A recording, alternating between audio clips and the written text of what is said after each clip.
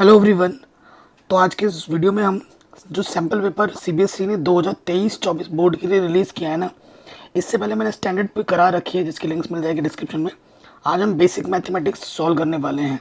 ठीक है, question paper किस फॉर्मेट में है वो यहाँ पे पूरा लिखा हुआ आप पढ़ सकते हैं। तो सबसे पहले हम सेक्शन ए स्टार्ट करेंगे। बहुत ही ईजी क्वेश्चन है। क्वेश्चन क्या बोल रहा है पहला, if two positive integers a and b are written as this and this. a इस तरीके से लिखा गया है, b इस तरीके से लिखा गया है। ये जो एक्स वाई है वो प्राइम है, तो इनका एचसीएफ बताना है। देखो a हमारे पास क्या है, x की पावर 3 y की पावर 2, और b हमारे पास क्या है, b हमारे पास है x y की पावर 3। तो अगर एचसीएफ की बात होती है ना, तो जो चीज़ दोनों में है, दो नंबर है a और b दोनों में है, तो x दोनों में और y भी दोनों में है, तो जो चीज़ दोनों में होती है ना उसकी मिनिमम पावर ली जाती है। x की मिनिमम पावर 1 है और y की मिनिमम पावर 2 है, तो आंसर आ जाएगा एक्स वाई स्क्वायर। ठीक है, x y square, option number B आपका सही होगा। अगले क्वेश्चन पे आ जाते हैं। कह रहे हैं the LCM of smallest 2 digit composite number and smallest composite number is. सबसे स्मॉलेस्ट जो कंपोजिट नंबर होता है वो आपका 4 होता है, और स्मॉलेस्ट 2 डिजिट कंपोजिट नंबर वो होता है 10। ठीक है ना, 2 डिजिट कंपोजिट नंबर सबसे छोटा 10 होता है। तो 10 को आप लिख सकते हो 2 × 5 और 4 को लिख सकते हो आप 2 का स्क्वायर। इसका क्या निकालना है आपको, एलसीएम निकालना है। तो जो चीज़ दोनों में है उसकी मैक्सिमम पावर आती है एलसीएम में, और ये जो छूट गया उसे भी मल्टीप्लाई में डाल देते हैं। तो ये 4 × 5, 4×5 = 20, सो आंसर आ जाएगा 20। ठीक है, अगला क्वेश्चन बोल रहा है if x = 3 is one of the roots of the quadratic equation then find the value of k। देखो हमसे क्या बोल रहा है कि जो x = 3 है ना, इस क्वाड्रेटिक इक्वेशन का रूट है। रूट क्या करता है, इक्वेशन को सेटिस्फाई करता है, यानी x के प्लेस पे 3 रखो। ठीक है, तो ये इस इक्वेशन को क्या करेगी, सेटिस्फाई करेगी। सॉल्व करो, 9 माइनस का 6, ये हो जाएगा 6k। तो 3 माइनस का 9 में से 6 माइनस करोगे 3 बचेगा, और माइनस का 6k इधर आके प्लस का हो जाएगा। 6 इधर मल्टीप्लाई में यहाँ के डिवाइड में आ गया, तो 3 × 3 3 × 2, सो k की वैल्यू कितनी आ जाएगी, 1/2। ठीक है, डिटेल में समझा रहा हूँ, प्लस के 1/2। अगला क्वेश्चन बोल रहे the pair of equation y = 0 and y = -7 has. क्या होगा, 1 solution, 2 solution, infinity minus solution क्या होगा। तो y = 0 बोला है, y = -7 बोला है। ठीक है, दो इक्वेशन आपको दे रखा है, y = 0 और y = -7। अगर मैं इसको जनरली आपको दिखाऊं, ये x होता है, x एक्सिस है, ये आपका y एक्सिस है। ठीक है, वो y = 0, y = 0, y का जो ग्राफ बनता है ना x एक्सिस के पैरेलल बनता है, ये हुआ x, y = 0। ठीक है, y = 0 ये हुआ, और फिर क्या है, y = -7 यहाँ कहीं पे आ जाएगा। ये दोनों लाइन आपस में क्या है, पैरेलल हैं, और पैरेलल हैं तो यानी कि क्या होगा, नो सॉल्यूशन। ठीक है, y = 0 ये होता है और x = 0 ये होता है, दोनों ओरिजिन पे कट करते हैं, मीट करते हैं, तो इसका आंसर आएगा नो सॉल्यूशन। ठीक है, कोई दिक्कत नहीं। अगले क्वेश्चन पे आते हैं। मेरी तबीयत थोड़ी ख़राब है, खांसी बार बार आ रही है, उसके लिए माफ़ी चाहूँगा। क्वेश्चन क्या बोल रहे हैं, values of k for which the quadratic equation has equal roots. Equal roots की कंडीशन क्या होती है, डिस्क्रिमिनेंट की वैल्यू 0 होती है, d 0 होता है, यानी कि b² - की 4ac आपका 0 के इक्वल होता है, यानी कि माइनस का इधर के क्या हो जाएगा, प्लस का। ये कंडीशन होती है इक्वल रूट्स के लिए। अब जो क्वेश्चन आपको दे रखा है यहाँ पे आप देखो, a के प्लेस पे क्या है, 2 है, x² कोफिशिएंट, b के प्लेस पे क्या है, माइनस का k, एंड c के प्लेस पे क्या है, k। ठीक है, ये वैल्यूज अब यहाँ पुट अप करो, b है माइनस का k, 4, ए आपका 2 है और सी भी आपका के है, तो यहाँ से क्या हो जाएगा, स्क्वायर करेंगे तो माइनस का, और 8 के प्लस का इधर के क्या हो जाएगा, माइनस का। कई लोग के से के काट देते हैं, ये गलती करते हो आप, के कॉमन आ जाएगा, ठीक है। तो इफ़ के इक्वल्स टू 0 तो के की वैल्यू 0 आ जाएगी। इफ़ के माइनस 8 इज इक्वल टू 0 तो माइनस 8 इधर आके क्या हो जाएगा, पॉजिटिव का 8। सो आंसर 0 और 8 होंगे, ठीक है। 8 ओनली लिखा हुआ है, आंसर क्या होगा, 0 एंड 8। अगला क्वेश्चन है, the distance of the point from the x axis. देखो पॉइंट है ये हमारा, ये एक्स वाला होता है, ये वाई वाला होता है, डिस्टेंस कभी माइनस में नहीं होती, ठीक है, ये ध्यान रखना। एक्स एक्सिस के लिए बोला है तो वाई वाला आपका आंसर होगा, अगर वाई एक्सिस बोलता तो एक्स वाला आंसर होता, तो आंसर कितना हो जाएगा, 5। ऑप्शन नंबर सी सही हो जाएगा, ठीक है। अगले क्वेश्चन पे आ जाओ। कह रहे if in triangle A B C और जो ट्राइंगल पी क्यू आर, ये चीज़ अगर हो तो इनमें से कौन सी चीज़ सही है, ठीक है। मैं आपको बाई फिगर बना के समझाता हूँ। हमारे पास क्या है, एक ये है ए बी सी और दूसरा है पी क्यू आर। ध्यान से देखना, हमें क्या दे रखा है, A B upon Q R, एक डंडा, B C upon B C upon P R कहाँ है, ये, और C A upon P Q. तो सिमेट्री देखो क्या हो जाएगा, ए बी सी, सिंगल पे आ जाओ ना, तो किसके इक्वल हो जाएगा, क्यू आर पी के। तो ट्राइंगल जो ए बी सी होगा ना, ए बी सी, वो किसके इक्वल होगा, क्यू आर पी के, सिमिलर। क्योंकि जब रेशियो इक्वल होता है तो सिमिलर होते हैं ना, तो क्यू आर पी, सिमेट्री देखनी पड़ेगी, क्यू आर पी के हो जाएगा, ठीक है। तो ये ऑप्शन आपका कौन सा सही हो जाएगा, ऑप्शन नंबर पहला ही सही हो जाएगा। इसे भी लिख सकते हो ना, और ये तो मैंने लिखा है ना, और कैसे लिख सकते हैं हम, देखो P Q R, P P Q R, तीसरा सिंगल किसके बराबर है, सी ए बी, तीसरा सिंगल, तीसरा सिंगल, सिमेट्री सेम है, तो ऑप्शन नंबर पहला सही हो जाएगा। फिगर बना के समझा रहा हूँ ताकि आप चीज़ों को आसानी से समझ पाएँ। आगे बढ़ते हैं, नेक्स्ट क्वेश्चन में आ जाते हैं। आपसे क्या बोल रहे हैं, which of the following is not similarity criteria, A S A R H S. कौन सा सिमिलरिटी क्राइटेरिया नहीं है, सिमिलरिटी क्राइटेरिया आपका क्या नहीं होता, डी। ये आर एच एस कॉन्ग्रुएंट के लिए देखा जाता है, सिमिलरिटी के लिए नहीं, ठीक है। ये तीनों चीज़ सही हो जाएंगी। अब आ जाओ 9th वाले में, कह रहे in figure T P and T Q, ये जो टी पी है और ये जो टी क्यू है, are the two tangents to a circle with centre O, so that. देखो क्लास 10th का मैंने सब कुछ पढ़ा रखा है, लिंक्स मिलेगी डिस्क्रिप्शन में, ठीक है। टोटल सब कुछ मैंने पढ़ा रखा है फ्री ऑफ कॉस्ट। और ये जो एंगल है वो 110 दे रखा है, आपको एंगल फाइंड करना है पी टी क्यू, ये वाला एंगल फाइंड करना है। सपोज करते हैं कि एक्स एंगल है, बाई 10.1 थ्योरम जो टेंजेंट होता है और ये जो रेडियस है उसके बीच 90 डिग्री का एंगल बनता है। ये रेडियस है, ये टेंजेंट है, इसके बीच 90 डिग्री का एंगल बनेगा by 10.1 theorem. 10.1 theorem and 10.2 theorem का प्रूफ भी मैंने करा रखा है और एग्जाम में आता ही आता है प्रूफ। सो ये क्या है, क्वाड्रिलेटरल है, क्वाड्रिलेटरल के चारों एंगल का सम कितना होता है, 360। तो P हमारे पास 90 है, O हमारे पास 110 है, Q हमारे पास 90 है, और T हमने X माना है और जो कि हमें फाइंड करना है। 90 90 180, 180 में ये 110 और जोड़ दो तो ये हो जाएगा 290, ठीक है। तो प्लस का 290 इधर आके क्या हो जाएगा, माइनस का, ठीक है। तो कितना आ जाएगा, 70 डिग्री। X की वैल्यू कितनी होगी, 70 डिग्री। कोई दिक्कत नहीं होगी, ऑप्शन नंबर बी आपका बिल्कुल सही हो जाएगा। अगला क्वेश्चन है, if cos theta is to 4 upon cos a is 4/5 है, तो 10 की वैल्यू कितनी होगी वो आपको बतानी है। 2-3 तरीके से निकाल सकते हैं इस क्वेश्चन को।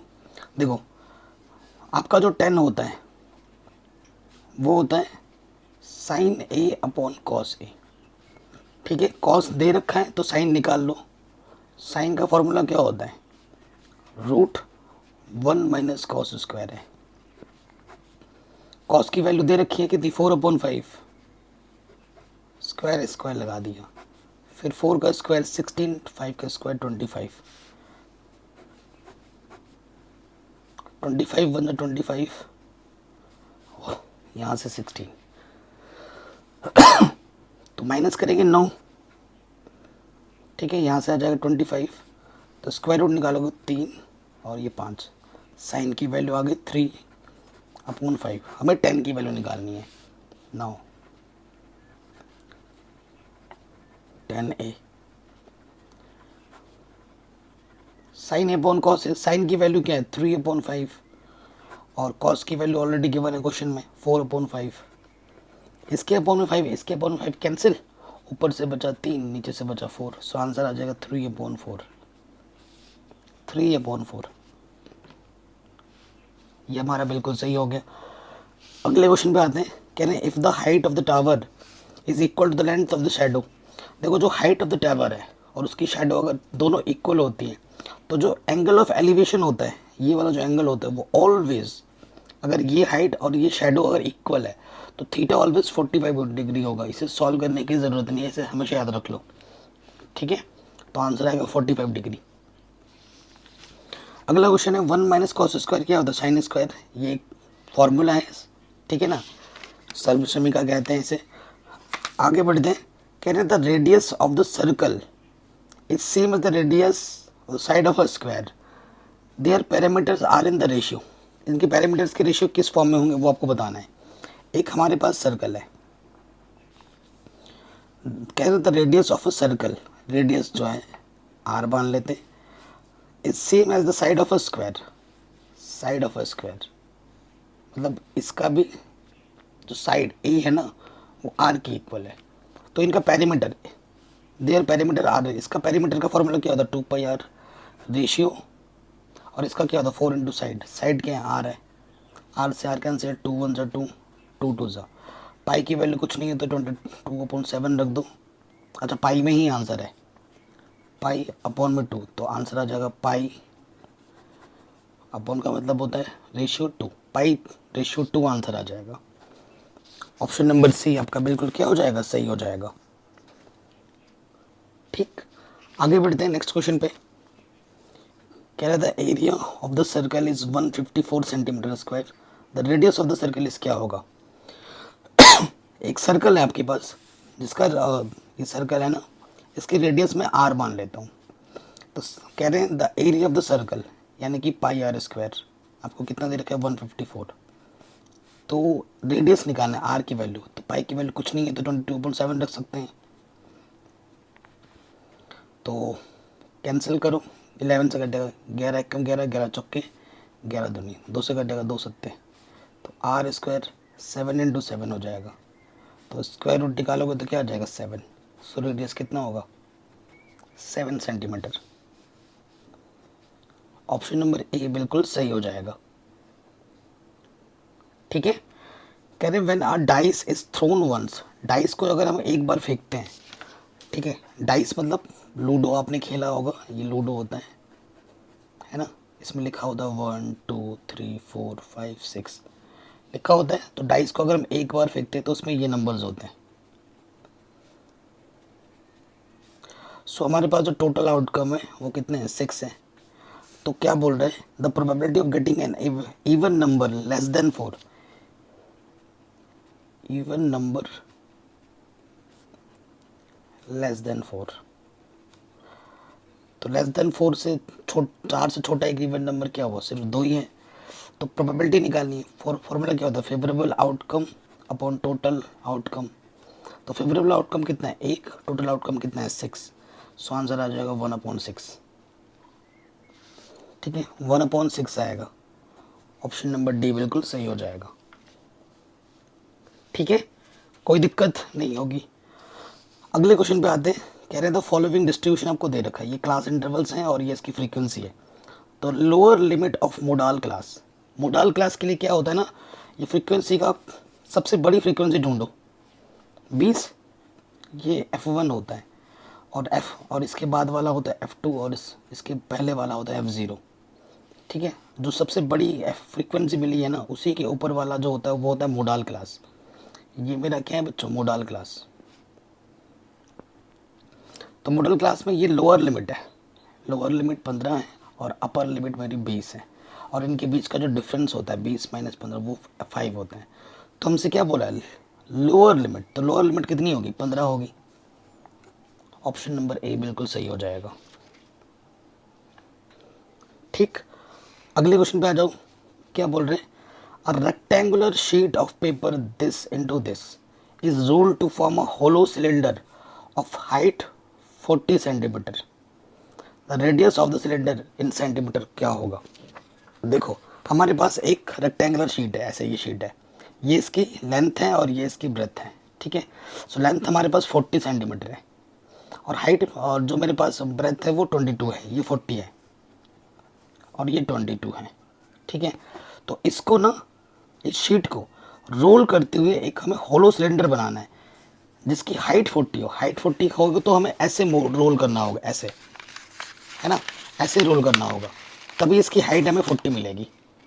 ठीक है, तभी इसकी हाइट कितनी मिलेगी, 40 मिलेगी। ये हाइट 40 होगी और इसका जो 22 जो इसकी लेंथ थी, ठीक है, इसी को आपने रोल करके क्या बन गया, नीचे से क्या बनता है, एक सर्कल बनता है। तो इसका पेरीमीटर क्या हो जाएगा, सर्कल का पेरीमीटर कितना हो जाएगा, 22।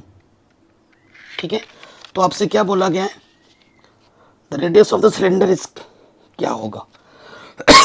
तो देखो ये सर्कुलर फॉर्म है, ये सर्कुलर फॉर्म बन जाएगा, इसकी रेडियस हमने r मानी है, तो हमारे पास पेरीमीटर कितना है क्वेश्चन में, 22 है। पेरीमीटर का फॉर्मूला क्या होता है, सर्कुलर रीजन का 2πr, ये 22 की इक्वल है।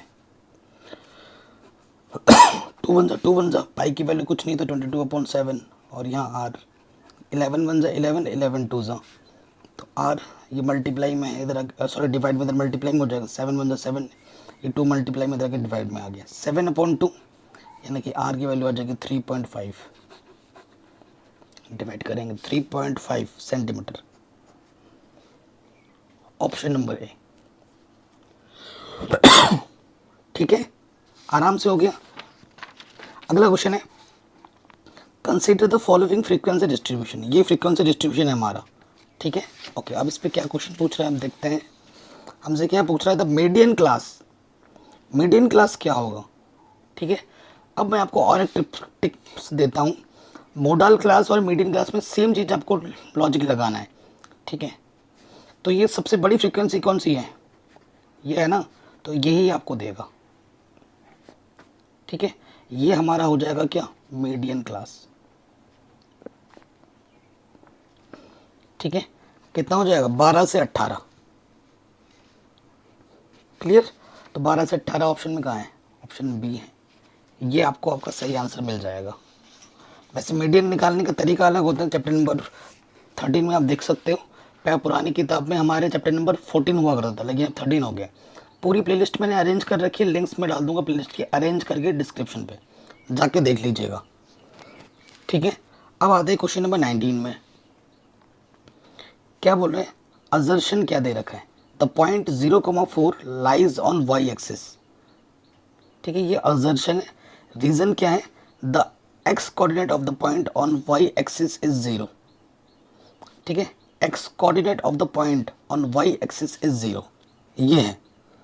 तो देखो ये चीज़ असर्शन क्या बोल रहा है, असर्शन क्या बोल रहा है कि जो पॉइंट है ना 0,4 लाइज ऑन वाई एक्सिस, क्योंकि वाई एक्सिस के लिए एक्स कोऑर्डिनेट 0 होता है, तो ये ट्रू है, ये असर्शन हमारा ट्रू है। और रीजन क्या है, the x coordinate of the point on y axis is 0, ये इसका जो रीजन दे रहा है ये भी ट्रू है।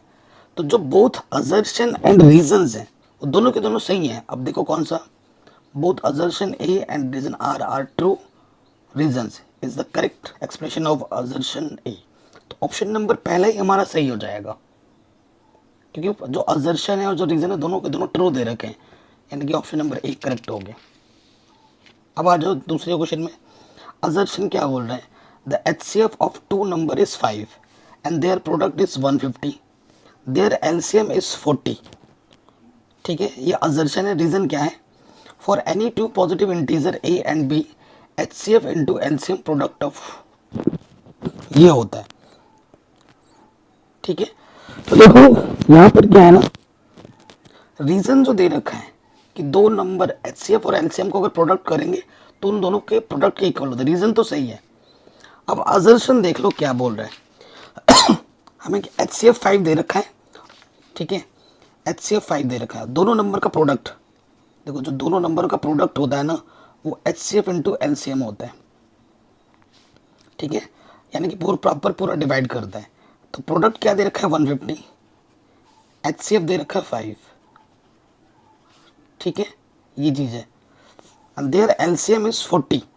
अच्छा, LCM 40 भी दे रखा है, तो 40 मल्टीप्लाई करो, दोनों तरफ इक्वल होना चाहिए ना। 5 4 5 से 20। देखो ये इधर 150 है, इधर 200 है, कभी इक्वल आ रहा है? नहीं आ रहा है। अगर चीज़ करेक्ट चीज़ देता तो ये दोनों तरफ इक्वल होता ना, दोनों तरफ तो इक्वल नहीं हो रहा है, यानी कि ये जो असर्शन है ये हमारा गलत दे रखा है। रीज़न सही दे रखा है, असर्शन गलत है। ठीक है, तो ऑप्शन नंबर डी सही हो जाएगा। Assertion A is false but reason R is true, ये हमारा सही हो जाएगा।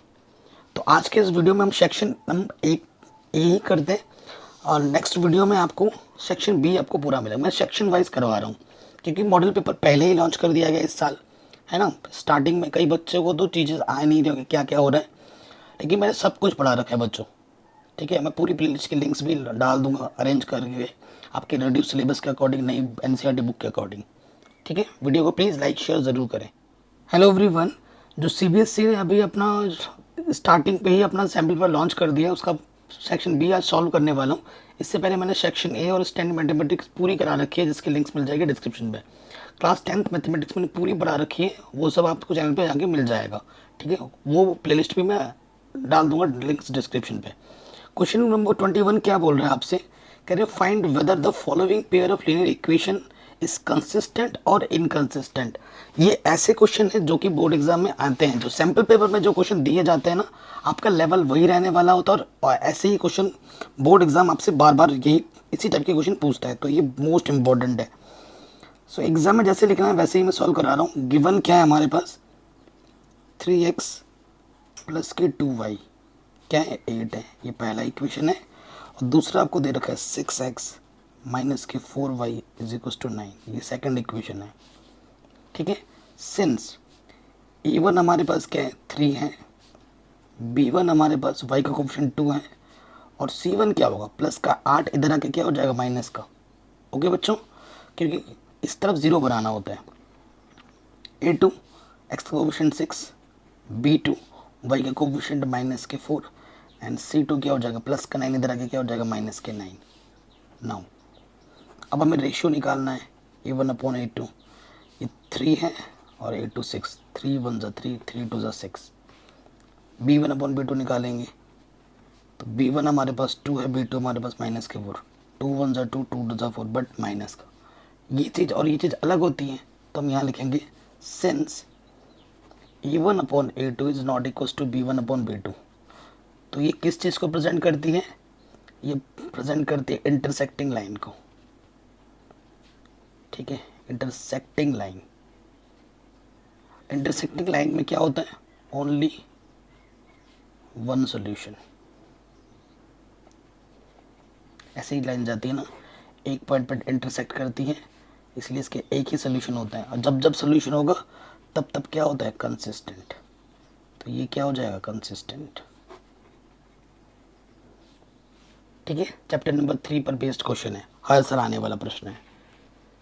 आराम से हो गया। कहीं पे कोई डाउट या दिक्कत हो वीडियो को दोबारा देखें। नेक्स्ट क्वेश्चन पे आ जाते हैं। In the given figure if ABCD is a trapezium in which AB parallel to CD। ये जो AB है इस पैरेलल, ये CD के पैरेलल है, और जो CD पैरेलल है AF के, ये इसके पैरेलल है। तो आपको प्रूफ क्या करना है? AE upon AD। किधर? AE अपॉन AD किसके इक्वल होगा? BF अपॉन FC, इसके इक्वल होगा। ये हमें प्रूफ करना है। तो ये चीज़ प्रूफ करने के लिए हम थोड़ा कंस्ट्रक्शन करेंगे। हम क्या करेंगे ना, D से B को मीट करेंगे। कंस्ट्रक्शन में ये काम करेंगे, मीट DB। और इस वाले पॉइंट को मैं बोल देता हूँ जी ई एफ, इस वाले पॉइंट को मैं बोल देता हूँ जी, ठीक है, क्योंकि यहाँ पर थेल्स थ्योरम का अप्लाई होगा, उसके बिना ये क्वेश्चन सॉल्व नहीं हो सकता। तो मैं क्या करूँगा, देखो बच्चों, फिगर देखते रहना, जो जो काम करोगे वो लिखते भी रहोगे। यहाँ पर 22 क्वेश्चन है। गिवन क्या है हमारे पास,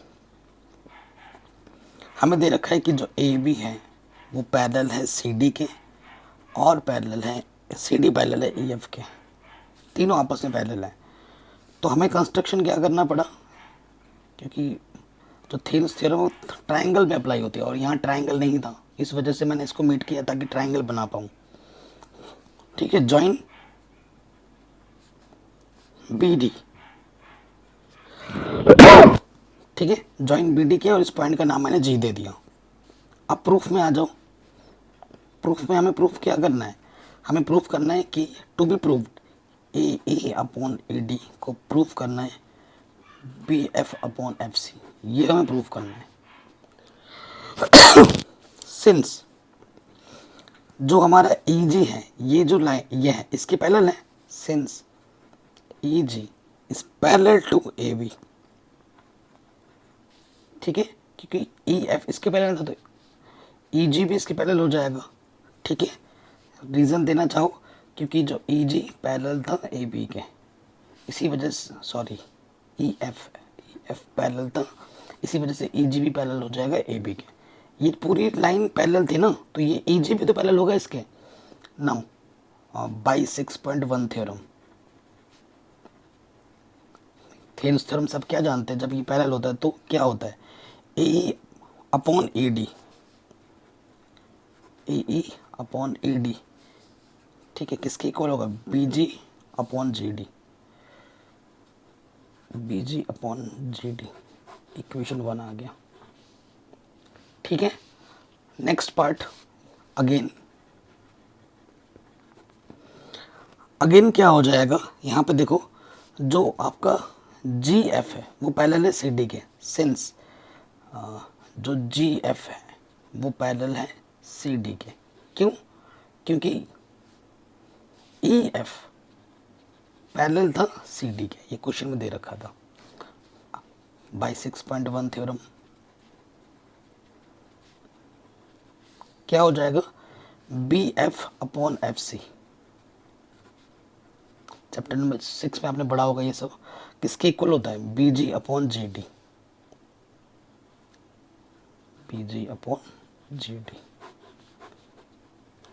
इक्वेशन नंबर 1 और 2 की कंपैरिजन कर दोगे, ये चीज़ और ये चीज़ सेम है तो कर देंगे comparison, compare equation first and second, we get ये चीज़ इक्वल है तो ये चीज़ और ये चीज़ आपस में इक्वल हो जाएगी।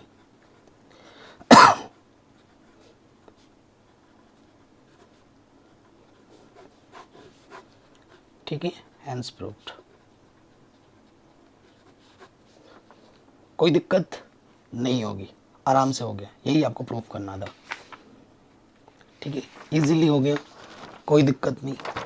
अब आ जाते हैं नेक्स्ट क्वेश्चन में, या तो वो करना था या दूसरा करना था, ये वाला, तो हम तो सारे ही करेंगे। ठीक है, फिगर नंबर यहाँ जाओ, कह रहे इन फिगर ए डी आपका ये जो ए डी है वो 6 है, एंड ए ये आपका 8 है, ई सी कहाँ है, ई सी आपका 12 है, और angle A D E 48 degree दे रखा है, find angle A B C, ये वाला एंगल आपको पता करना है कि ये कितना होगा। ठीक है, ये चीज़ आपको पता करनी है। ओके, ये चीज़ पता करने के लिए ना हमें एक चीज़ देखनी पड़ेगी, A D upon D B, ये चीज़ कितना है, ये चीज़ देखना पड़ेगा। अच्छा, डी बी हमें दे रखा है 9, ये तो हमने लिखा ही नहीं। अब देखो, सिंस ऐसे लिखेंगे ना, अच्छा एग्जाम में जैसे लिखना वैसे लिखवा देता हूँ पहले, ये सब कुछ जो दे फिगर बना लोगे आप आंखों के सामने, आपको ये एंगल फाइंड करना है ना, ए डी ये वाला एंगल फाइंड करना है। तो देखो, इन ट्राइंगल ए बी सी, इस ट्राइंगल में हमें क्या देखने को मिल रहा है कि A D upon D B क्या है, ए डी है 6 और डी बी है 9। ठीक है, तो इसे 3 से काटो, 3 दूनी 6, 3 तिया 9, और फिर देखो ए E upon A C, A E upon A सी, ये 8/12 यानी कि 4 दूनी 8, 4 3 12, ये रेशियो आपस में इक्वल आ रहे हैं। Since A D upon D B is equals to A E upon A C, therefore converse of BPT theorem, converse of BPT theorem यानी कि बाई 6.2 थ्योरम, इससे क्या हो जाएगा, अगर ये रेशियो अगर इक्वल होता है ना तो ये तभी पॉसिबल है जब ये वाली लाइन और ये वाली लाइन जो है वो पैरेलल हो, यानी कि क्या हो जाएगा, डी ई पैरेलल हो जाएगा बी सी के, और इससे आपका बहुत बड़ा काम आसान हो गया क्योंकि पैरेलल है। ठीक है, तो ये क्या होगा, अगर ये पैरेलल है तो ये एंगल और ये एंगल आपस में इक्वल होगा क्योंकि ये इंटरसेक्टिंग लाइन का काम करेगा, और तो ये क्या हो जाएगा, कॉरस्पॉन्डिंग एंगल्स हो जाएंगे। देयरफॉर जो एंगल ए डी ई है ना वो किसके इक्वल हो जाएगा, एंगल ए बी सी के।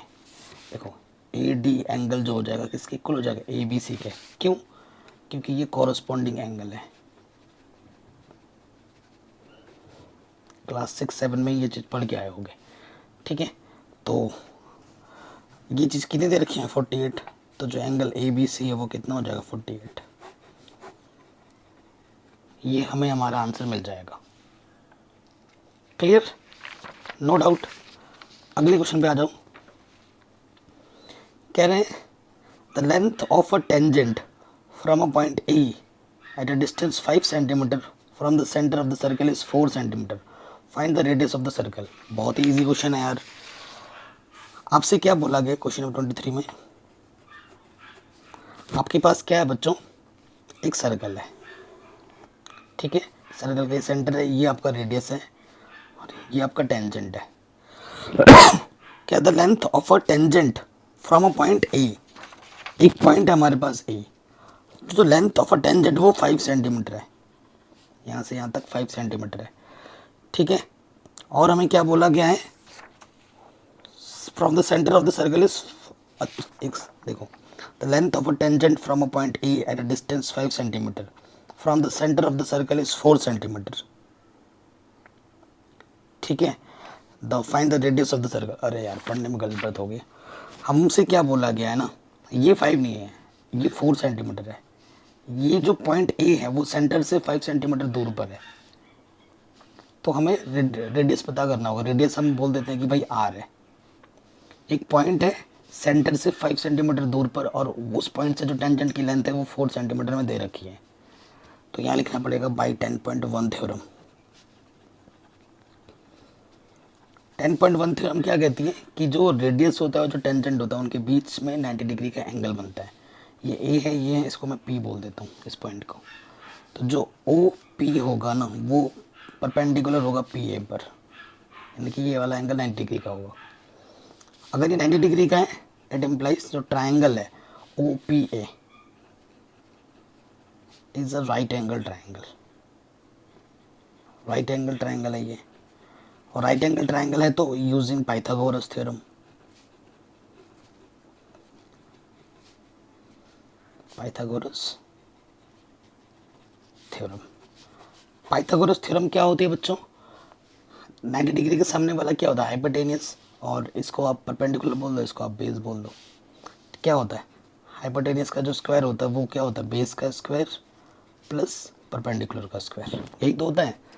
तो हाइपोटेनियस क्या है हमारा 5 है, बेस मेरा 4 है।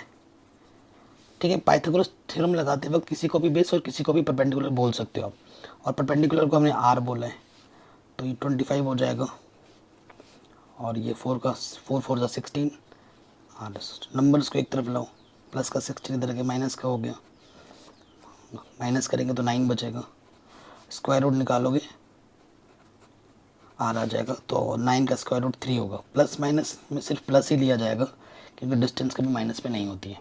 सो रेडियस कितना आ जाएगा, 3 सेंटीमीटर। ये आपको आपका आंसर मिल जाएगा इजीली। क्लियर, कोई दिक्कत नहीं। आगे बढ़ते अगले क्वेश्चन में, इसको एवेल्युएट करना है। ठीक है भैया, एवेल्युएट करते हैं।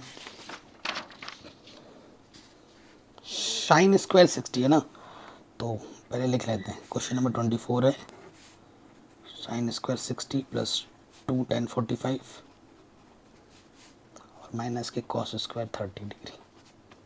ठीक है, तो साइन 60 की वैल्यू होती है √3/2। आपको वैल्यू याद करनी पड़ेगी, 8.2 एक्सरसाइज में मिलेगा आपको। फिर यहाँ पर 2 tan 45 की वैल्यू 1 होती है। cos 30 की वैल्यू होती है √3/2। देखो ये प्लस का ये माइनस का कैंसिल, 2 1 ज़ा 2, ये आपको आपका आंसर मिल जाएगा। इतना आसान है, इतना इजी है। नेक्स्ट क्वेश्चन पे आ जाओ। कह रहे हो what is the diameter of a circle whose area is equal to the sum of the areas of two circle of radius 40 centimeter and 90 centimeter। ये बोल रखा है क्वेश्चन नंबर 25 में। क्या बोल रहे, कह रहे what is the diameter of a circle. एक सर्कल है, उसका डायमीटर आपको पता करना है कितना है। वो जो सर्कल है ना, उस area is equal to the sum of areas two circles. इसका जो एरिया है ना, इसके एरिया और इसके एरिया के सम के इक्वल है। ये क्वेश्चन में दे रखा है। Sum of the areas of two circles, उस रेडियस 40 एंड 9 सेंटीमीटर। इसका जो रेडियस है वो 40 सेंटीमीटर है और इसका जो रेडियस है वो 9 सेंटीमीटर है। इसको मैं R1 बोलता हूँ, इसको मैं R2 और इसके रेडियस को मैं R बोलता हूँ। और मुझे इस क्वेश्चन में क्या निकालना है, डायमीटर, जो कि होता है 2R, रेडियस का डबल। गिवन क्या है, इसका एरिया πr², इसके एरिया के प्लस इसके एरिया के इक्वल के बराबर है। पाई कॉमन है, अंदर बचेगा R1² R2²। ठीक है ना, और यहाँ पे πr² है तो पाई से पाई कैंसिल। R1 है 40, R2 है 9, 4 4 ज़ा 1600, 9 9 81, तो 1681। स्क्वायर रूट निकालोगे 1681 का तो वो कितना हो जाएगा, 41। ठीक है, 41 सेंटीमीटर। नाउ डायमीटर कितना होता है, 2R, रेडियस का डबल, 2 × 41, तो ये आ जाएगा 82 सेंटीमीटर। ठीक है, ये आपको आपका आंसर इजीली मिल जाएगा, कोई दिक्कत नहीं, आराम से हो गया। अगले क्वेश्चन पे आ जाते हैं। या तो ये करना है या फिर ये, जो एग्जाम में वो करना जो आसान लगे आपको, दिखने में आसान लगे। ठीक है ना, जो टाइम कम लगे। दिखने में तो कोई सा भी आसान लग सकता है, जो कैलकुलेशन में टाइम बचा वो करना है। A code of a circle of radius 10 centimetre subtends a right angle at the centre, find the area of minor segment. ठीक है, आपको माइनर सेगमेंट का बताना है। सेगमेंट की बात कर रहा है, सेक्टर और सेगमेंट में फ़र्क है ना। ये आपके पास एक सेगमेंट की बात कर रहा है, ये सेगमेंट है, ये माइनर सेगमेंट हुआ, ये जो वाइट नीचे वाला पोर्शन है। ठीक है, ये सेंटर से यहाँ पे जो एंगल बना रहा है वो कितना बना रहा है, 90 डिग्री बना रहा है, ये वाला जो एंगल है। ठीक है, और रेडियस कितना दे रखा है क्वेश्चन में, 10 सेंटीमीटर। ये हमारा रेडियस हमें दे रखा है, तो गिवन क्या करके लिख लेते हैं। रेडियस हमारा दे रखा है 10 सेंटीमीटर और जो एंगल दे रखा है वो 90 डिग्री दे रखा है, और पाई की वैल्यू हमें 3.14 यूज़ करनी है। ठीक है, चलिए यूज़ करेंगे। सो हमें क्या निकालना है, अकॉर्डिंग टू क्वेश्चन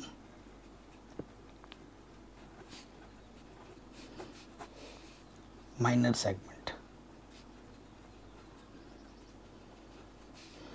वो क्या होता है फॉर्मूला इसका, एरिया ऑफ सेक्टर मतलब θ/360 इंटू πr² माइनस, फॉर्मूला याद रखिए हमेशा। ठीक है, 1/2 R² sin θ। ठीक है, ये आपका फॉर्मूला होता है, इसको याद रखना है। माइनर सेगमेंट का ये फॉर्मूला होता है। थीटा हमारे पास 90 है, अपॉन में 360, पाई की वैल्यू 3.14, रेडियस हमें हमारे पास दे रखा है 10, 1/2 10 R² 10 × 10 साइन थीटा हमारे पास क्या है 90, साइन 90 की वैल्यू कितनी होती है बच्चों? 1 होती है। यहाँ रखिए 4 टाइम्स और 100 को मल्टीप्लाई करोगे तो ये आ जाएगा 314 बट्टे में 4 और 10 10 100 अपॉन 2 इंटू 1, ये आ गया 50। ठीक है, तो इसको सॉल्व करो तो ये 78.5 आएगा सॉल्व करोगे तो, और यहाँ से 50, 78.5 में से 50 माइनस करोगे तो आंसर आ जाएगा 28.5 सेंटीमीटर स्क्वायर। ये हमें हमारा आंसर मिल गया आराम से। ठीक है, तो ये क्वेश्चन हमारा इजीली बन गया। तो नेक्स्ट वीडियो में हम पार्ट जो सेक्शन सी है वो हम कवर करेंगे। सेक्शन सी और सेक्शन डी एक ही पार्ट में कवर हो जाएगा। वीडियो कैसी लगी कमेंट करके हमें ज़रूर बताएं और डिस्क्रिप्शन आप ज़रूर चेक करें बच्चों प्लीज़।